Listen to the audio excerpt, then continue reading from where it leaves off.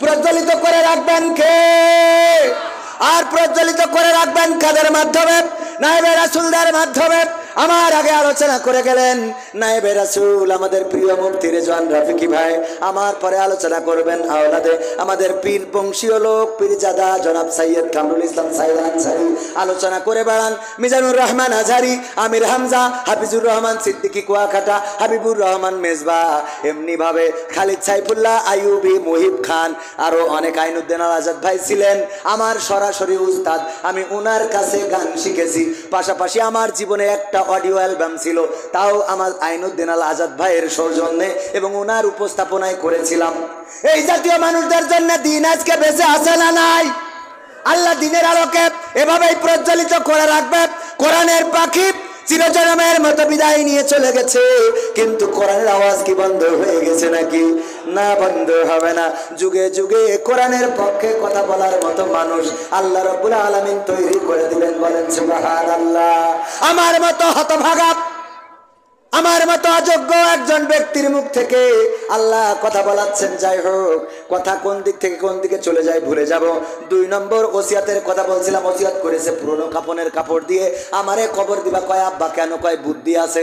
কি বুদ্ধি? সারা জীবন তো শয়তানি করেছি, আলেম ওলামা জেলে ভরেছি, দাড়িওয়ালাকে দেখতে পারিনি, টুপিওয়ালা সহ্য করিনি, আল্লাহর পথে যারা চলেছে মানতে চাইনি। এখন মারা যাওয়ার পরে আমার যে বাটাম টানবে এটা তো নিশ্চিত। এই জন্য পুরনো কাপনের কাপড় দিয়ে আমার কবর দিবা। দিলে ওখানে একটু আমি বুদ্ধি খাটাবো। কি বুদ্ধি?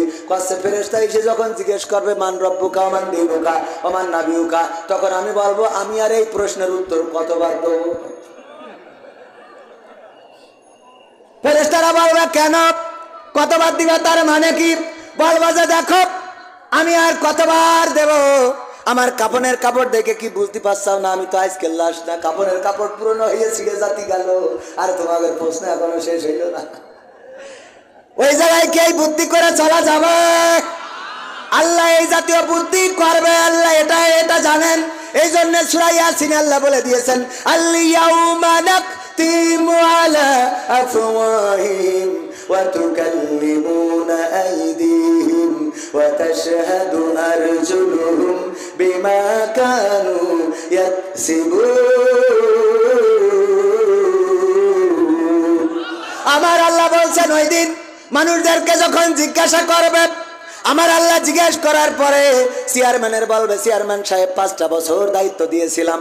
যদি প্রধানমন্ত্রী জিজ্ঞেস করে কেমন দায়িত্ব পালন করেছো, কিন্তু যদি প্রধানমন্ত্রীর গোয়েন্দা লাগানো থাকে চেয়ারম্যানের পিছনে 5 বছর কি করেছে, এইবার গোয়েন্দা ধরেন সিসিটিভি ভিডিও ফুটেজ সব নিয়ে রেখেছে, কোনে গেল কোন জায়গায় কি করিল।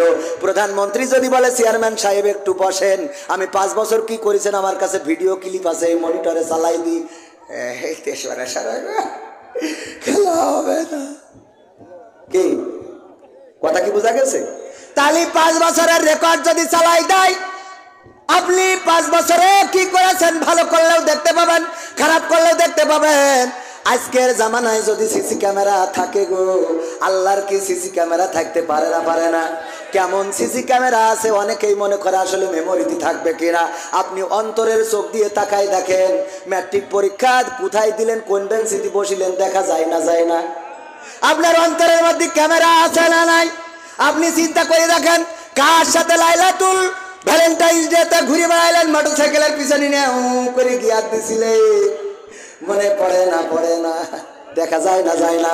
বিয়ের আগে সকিনার সাথে কি কি কথা হয়েছিল মনে আছে না? নাই? দেখা যায় না? যায় না? আপনার না, আপনার তো বয়স নেই, পারবেনও না। ও আমার ভাইয়েরা, এরকম দেখা যায় না? যায় না? কবির বিন সামাদও দেখতে পাই। আমি মাঝে মাঝে বলি আমাদের জীবনে এমন অনেক গুনাহ আছে, যদি আজকে মানুষের মধ্যে প্রকাশ করে দিত তাইলে আপনারা আমার ওয়াজ শুনতেন না, বলতেন স্টেজতে নামা শিগগিরই ওর নামায়ে কাঠি খুলে দেওয়ার মতো বিয়াদব ওয়াজ করছে কেন? বলেন ঠিক না বেঠিক? আমার মধ্যে এমন অনেক খারাপ গুণ আছে, যেই খারাপ গুণটা আপনাদের পছন্দ হবে না। ওগো আমার ভাইয়েরা, এমন অনেক গুনাহ আছে।